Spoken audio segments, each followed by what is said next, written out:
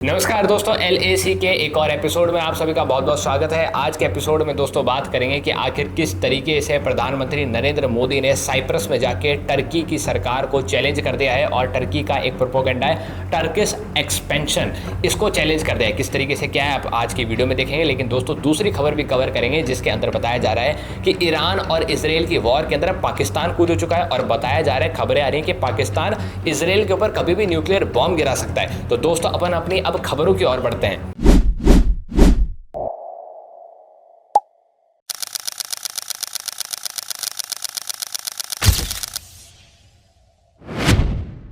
तो दोस्तों पहली खबर की ओर बढ़ते हैं तो देखने को मिलता है कि प्रधानमंत्री नरेंद्र मोदी साइप्रस जाते हैं और साइप्रस के अंदर जाकर वो वहाँ के राष्ट्रपति से, प्रधानमंत्री से, वहाँ की सरकार के सभी लोगों से मिलते हैं और वहाँ पर दोस्तों वहाँ की सरकार प्रधानमंत्री नरेंद्र मोदी को साइप्रस का हाईएस्ट सिविलियन ऑनर भी दे देती है, जिसकी तस्वीरें इस वक्त आपके सामने आ रही है। और इस ऑनर का नाम है दोस्तों grand cross of the order of Makarios third of Cyprus. ये प्रधानमंत्री नरेंद्र मोदी को दिया जाता है और हर बार की तरह दोस्तों प्रधानमंत्री नरेंद्र मोदी का भी धूमधाम से स्वागत साइप्रस के अंदर हुआ। साइप्रस के अंदर मौजूद जो इंडियन डायस्पोरा है वो प्रधानमंत्री नरेंद्र मोदी से मिलता है आपके सामने, और मेरे बैकग्राउंड में वीडियो चलती हुई आपको दिखाई दे रही होगी।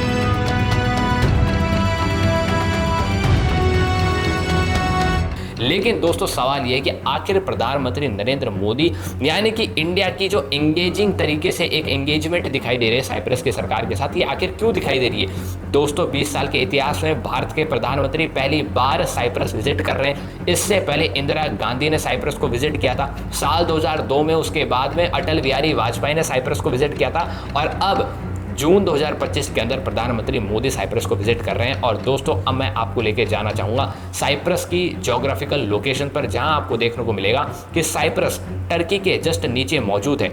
यानी कि टर्की से कोई नाता रखता है साइप्रस। जी हाँ बिल्कुल, टर्की और साइप्रस के दोस्तों एक कॉन्फ्लिक्ट चलता है। वो कॉन्फ्लिक्ट है दोस्तों, अगर आप साइप्रस को देखेंगे तो साइप्रस पहली बात तो टर्की के जस्ट नीचे मेडिटेरेनियन सी के अंदर है और यहाँ पर दोस्तों इसकी लोकेशन एशिया के करीब दिखती है। लेकिन साइप्रस यूरोपियन यूनियन देशों के काफ़ी करीब है और यूरोपियन यूनियन का हिस्सा भी है। लेकिन दोस्तों साइप्रस जो कि एक आइलैंड जैसा देश है, इसको अगर आप प्रॉपर तरीके से मैं आपको दिखाऊं तो आपको देखने को मिलेगा कि इसका जो नॉर्थ ईस्टर्न रीजन है यहाँ पर क्लेम करता है टर्की, और टर्की कहता है कि ये तो हमारी जगह है। टर्किश फोर्सेस भी यहाँ पर कई बार मौजूद रहती है। 1974-1980 के आसपास टर्की यहाँ पर इन्वेड कर देता है और तब का ये मसला है। यूनाइटेड नेशंस के अंदर दोस्तों ये मुद्दा उठता है, तब यूनाइटेड नेशंस क्या करता है, साइप्रस के अंदर एक ग्रीन लाइन खींच देता है और कह देता है कि साइप्रस का ये जो हिस्सा है ये सिर्फ और सिर्फ एक बफर जोन है जहां पर साइप्रस की मौजूदा सरकार रहेगी और यहां पर आराम से अपनी सरकार सत्ता चला सकती है। यहीं पर दोस्तों इस बफर जोन के अंदर दोस्तों प्रधानमंत्री नरेंद्र मोदी विजिट करते हैं, साइप्रस की सरकार के साथ मिलते हैं, एंगेजमेंट करते हैं, भाषण देते हैं, इंडियन डायस्पोरा से भी मिलते हैं और काफ़ी एंगेजमेंट रिलेशन दिखाते हैं। दोस्तों यहाँ पर प्रधानमंत्री नरेंद्र मोदी ने सबसे पहले टर्किश एक्सपेंशन को, जो एक्सपेनिज्म है, टर्किश एक्सपेनिज्म है, उसको चैलेंज किया है और बताया है कि अगर आप भारत के दुश्मनों के साथ हाथ मिलाएंगे तो हम आपके दुश्मनों के साथ हाथ मिला लेंगे। यानी कि भारत का दुश्मन कौन है? पाकिस्तान। ऑपरेशन सिंदूर के दौरान, पहलगाम अटैक के दौरान देखने को मिला था दोस्तों, पाकिस्तान जिन ड्रोन्स का इस्तेमाल कर रहा था वो टर्किश ड्रोन्स थे और वहाँ पर टर्किश ड्रोन्स का इस्तेमाल पाकिस्तान भारत के खिलाफ कर रहा था, भारत की जनता के ऊपर हमला कर रहा था, भारत के सिविलियंस को नुकसान पहुँचा रहा था। और अब दोस्तों भारत साइप्रस जा पहुँचा है, जो वो साइप्रस जो टर्की का दुश्मन है और टर्की से बेकार रिश्ते रखता है। प्रधानमंत्री नरेंद्र मोदी ने जाकर वहाँ पर हाथ मिलाया है और बताने की कोशिश की टर्की को कि अगर आप हमारे दुश्मनों से हाथ मिलाएंगे तो हम भी आपके दुश्मनों के साथ हाथ मिला सकते हैं। इसी के साथ साथ दोस्तों प्रधानमंत्री नरेंद्र मोदी का साइप्रस जाने का मतलब सिर्फ और सिर्फ इतना ही नहीं था कि वो जाके टर्की को चुनौती दे सके। देखिए भारत सरकार के अंदर खूब सारे इंटेलिजेंस के लोग हैं और इन सब के अलग अलग दिमाग चलता है, इसलिए इन सब ने अपना अपना दिमाग लगाया और यहाँ पर अलग अलग चीज़ों के बारे में सोचने की कोशिश की गई है। अगर मैं आपको बताऊं तो दोस्तों साइप्रस दोस्तों भारत को IMEC यानी कि India middle east economic corridor के अंदर भी काफ़ी मदद करने वाला है। अगर आप IMEC का मैप देखेंगे तो आपको देखने को मिलेगा यहाँ पर दोस्तों कि IMEC इंडिया से शुरू होता है, फिर मिडिल ईस्ट के अंदर सऊदी अरेबिया से होते हुए इजराइल के हाफिया पोर्ट तक जाता है और इजराइल के हाफिया पोर्ट से डायरेक्ट यूरोप के अंदर ग्रीस के पास जाता है। अब दोस्तों ये इजराइल के हाफिया पोर्ट से डायरेक्ट ग्रीस के अंदर समुद्री रास्ता है यानी कि मेडिटेरेनियन सी है।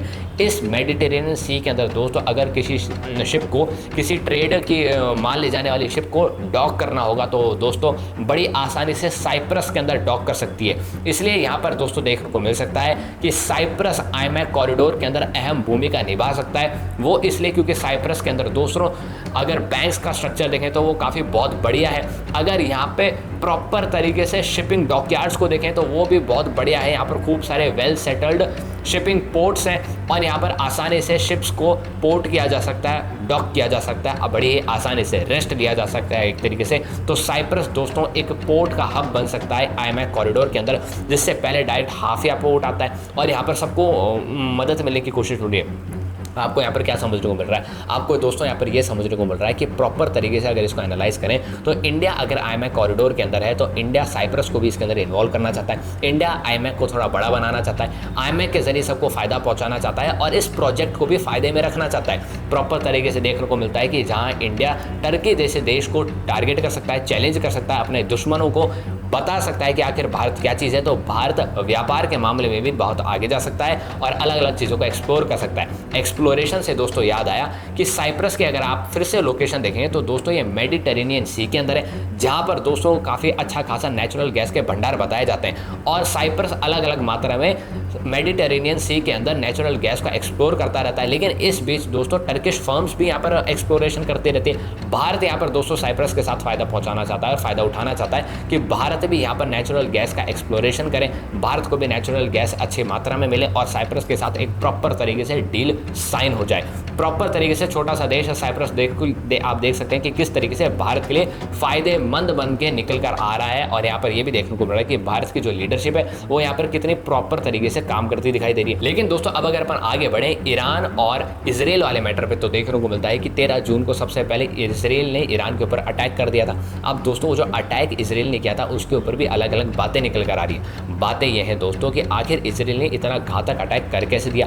पहली स्ट्राइक के अंदर ईरान के अंदर मौजूद न्यूक्लियर सेटलमेंट साइट्स को कैसे हिट कर दिया, न्यूक्लियर साइंटिस्ट को कैसे उड़ा दिया, ईरान की आर्मी के अंदर मौजूद टॉप लीडरशिप को कैसे गायब कर दिया, कैसे मार दिया। दोस्तों सवाल उठ रहे हैं और सवाल के पीछे अब दोस्तों धीरे धीरे कारण भी पता चल रहा है। दोस्तों हाल ही में आपने देखा होगा कि किस तरीके से यूक्रेन ने ऑपरेशन स्पाइडर वेब लॉन्च किया था, जिसके तहत यूक्रेन ने खूब सारी मात्रा में रशिया के अंदर ड्रोन्स को स्मगल कर दिया था। उसके बाद रशिया के अंदर बैठे गद्दारों ने रशिया से गद्दारी करी और उन ड्रोन्स को आगे पहुंचा दिया, वहां पर पहुंचा दिया, उन एयरपोर्ट्स पर पहुंचा दिया जिन एयरपोर्ट्स के ऊपर रशिया के न्यूक्लियर बॉम्बर्स तैनात थे। उसके बाद ये ड्रोन्स अपने आप चुपचाप निकलते हैं और फटाफट से जाके हर एक न्यूक्लियर बॉम्बर के ऊपर जाके फट जाते हैं और न्यूक्लियर बॉम्बर्स को नुकसान पहुंचा देते हैं और रशिया को काफ़ी नुकसान होता है। इजराइल भी दोस्तों ऐसी प्लानिंग कर रहा था पिछले 1.5 सालों से, यूक्रेन भी इसको 1.5 साल से प्लान कर रहा था और इजराइल भी प्लान कर रहा था। लेकिन इजराइल दोस्तों यूक्रेन को स्टडी करता जा रहा था और यूक्रेन के इस अटैक से, यूक्रेन के इस ऑपरेशन का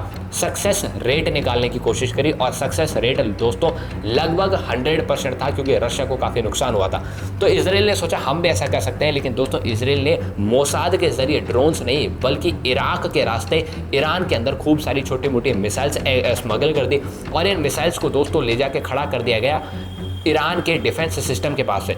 और जब 13 13 जून को अटैक करने का समय आया। इसराइल से 200 की मात्रा में फाइटर जेट उड़ते हैं, बैलिस्टिक मिसाइल्स तैनात की जाती है, ड्रोन्स तैनात किए जाते हैं और इन सबको तैनात कर दिया जाता है ईरान की ओर।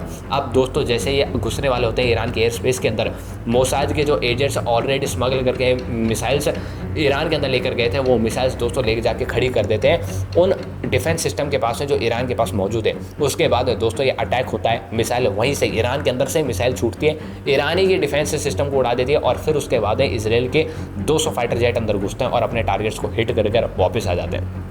आपने देखा कि किस तरीके से इसराइल ने इसको अटैक करा। उसके बाद अगले दिन क्या होता है दोस्तों, अगले दिन ईरान 150 से 200 बैलिस्टिक मिसाइल्स इसराइल के ऊपर दाग देता है। इसराइल के कई शहरों के अंदर जाके वो मिसाइल्स गिरती है, इसराइल को भी काफ़ी अच्छे खासा नुकसान होता है। अगर मैं अब तक की रिपोर्ट के हिसाब से बताऊँ तो इसराइल ने जितने ईरान के अंदर मार दिए, तो ईरान के अंदर दोस्तों आम जनता का जो मौत का आंकड़ा है वो टोटल मिला के 130 के पार जा चुका है, यानी कि इसराइल का हमला ज़्यादा घातक है।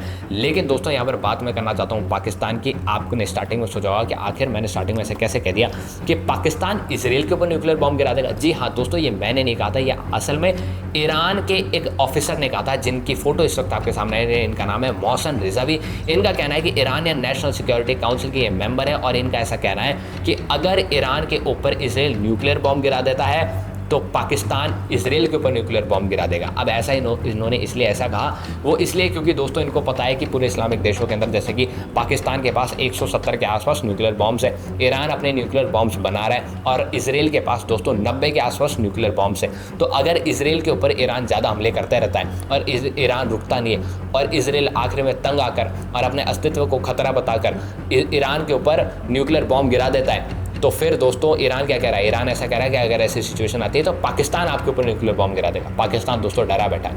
अब आपके मन में सवाल आएगा कि क्या पाकिस्तान इसराइल के ऊपर न्यूक्लियर बॉम्ब गिरा देगा? दोस्तों आपके मन में सवाल आना चाहिए। अब इसका जवाब मैं देता हूँ। ईरान के कहने पर और ईरान के मनाने पर पाकिस्तान कभी भी इसराइल के ऊपर न्यूक्लियर बॉम्ब गिराएगा ही नहीं, क्योंकि पाकिस्तान दोस्तों पपेट है अमेरिका का। अमेरिका सपोर्ट कर रहा है अंधा तरीके से इसराइल को और अमेरिका बिल्कुल नहीं चाहेगा कि जो लोग ईरान को मार रहे हैं उनको नुकसान हो, यानी कि इसराइल को नुकसान हो। इसलिए अमेरिका चुपचाप पाकिस्तान को कहेगा कि सबसे पहले तो आप इस खबर का खंडन कीजिए और मना कर दीजिए कि आप ऐसा कुछ नहीं करते। दोस्तों पाकिस्तान ने यही कहा, पाकिस्तान ने डिक्लाइन कर दिया, मना कर दिया कि देखिए हम तो कुछ सपोर्ट नहीं कर रहे ईरान को, हमने कोई बैलिस्टिक मिसाइल नहीं पहुंचाई ईरान को, ना ही कुछ हम सप्लाई कर रहे हैं और ना ही कभी हम न्यूक्लियर बॉम्ब गिरा देंगे। इस तरीके की बात पाकिस्तान ने कंडेम कर दी और अमेरिका ने फिर बाद में ये कहा होगा कि भाई आप तो चुप रहिए, आपको पैसा पहुंच जाएगा, लोन्स पहुंच जाएगा, आपको जो करना वो करिए, आपके बस एयर बेसिस जब हमको चाहिए होंगे इस्तेमाल करने के लिए तब आप हमें दे दीजिएगा, हम जाएंगे अटैक करेंगे, पाकिस्तान का इस्तेमाल करेंगे और ईरान के ऊपर अटैक कर देंगे। तो आप चुप रहिए। तो एंड बात ये निकल कर आती है कि पाकिस्तान तो ऐसा करेगा नहीं, लेकिन फॉर एग्जांपल पाकिस्तान इसको एक अलग लेवल पर ले लेता है और कह देता है कि हमको तो अमेरिका की सुननी नहीं है, हमको तो पूरे इस्लामिक देशों का ठेकेदार बनना है, मसीहा बन के निकल कर आना है।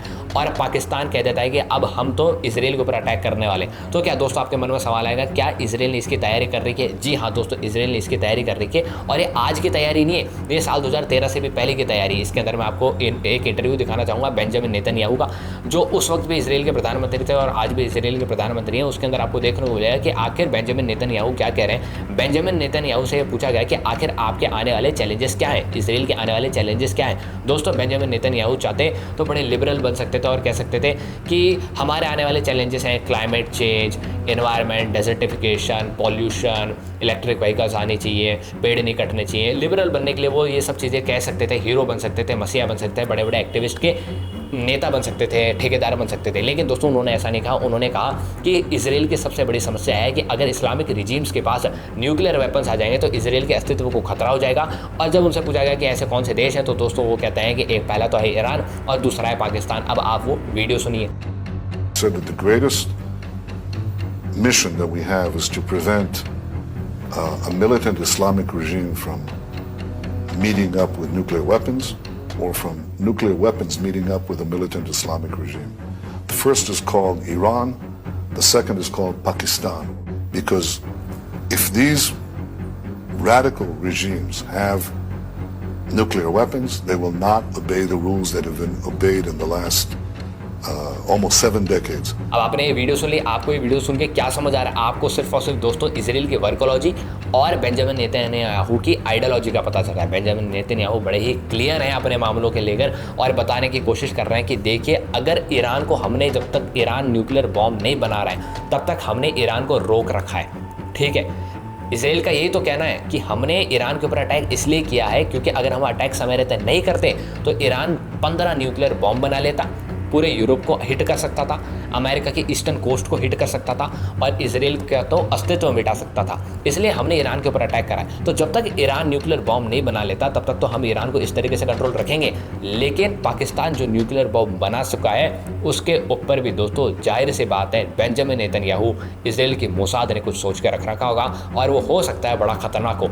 सवाल ये भी उठता है कि अगर भविष्य के अंदर भारत कोई बड़ा मिलिट्री ऑपरेशन पाकिस्तान के खिलाफ चलाता है तो क्या इसराइल इसके ऊपर रेडी रहता है? दोस्तों कई रिपोर्ट्स ये बताती हैं कि 70s के आसपास, 1970s के आसपास जब पाकिस्तान न्यूक्लियर बॉम्ब पर काम कर रहा था तब इसराइल की एजेंसीज ने, खुफिया एजेंसीज ने भारत की खुफिया एजेंसीज के साथ प्लान बनाया था और भारत की खुफिया एजेंसीज को ये ऑफर दिया था कि आप चाहें तो हम दोनों मिलकर पाकिस्तान को डीन्यूक्लियराइज कर सकते हैं, पाकिस्तान की डीन्यूक्लियराइज कुछ पॉलिसीज़ के ऊपर काम कर सकते हैं, कुछ मिशन तैयार कर सकते हैं, कोई एक प्लान तैयार कर सकते हैं। लेकिन दोस्तों उस वक्त भारत पीछे हट जाता है और मना कर देता है। भारत को हो सकता है कि उस वक्त कर लेना चाहिए था, लेकिन सवाल ये भी उठता है कि अगर 70s के समय भारत की एजेंसीज को मोसाद जैसी एजेंसीज ऑफर देती हैं तो हो सकता है कि आने वाले समय में अगर भारत पाकिस्तान के खिलाफ कोई मिलिट्री ऑपरेशन प्लान करता है या उसके अंदर इंडल्ज होता है तो हो सकता है कि इसराइल फिर से ऑफर दे और भारत के बारे में सवाल यही उठता है कि भारत उसको फिर से एक्सेप्ट करता है या नहीं करता है। क्योंकि अगर आप भारत और पाकिस्तान का मसला देखेंगे